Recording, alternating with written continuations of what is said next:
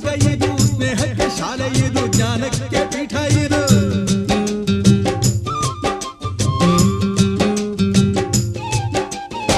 ಕಾವ್ಯಕ್ಕೆ ಕಲ್ಪ ಇದು, ಶಿಲ್ಪಕ್ಕೆ ತಲ್ಪವಿದು, ನಾಟ್ಯಕ್ಕೆ ನಾಡಿ ಇದು, ನಾದಾಂತರಂಗವಿದು.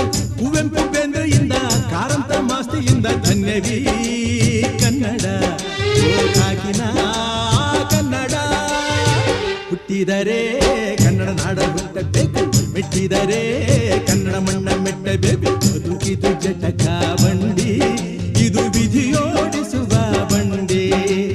ಬದುಕಿದು ಜಟಕ ಬಂಡಿ, ವಿಧಿ ದಡ ಸೇರಿ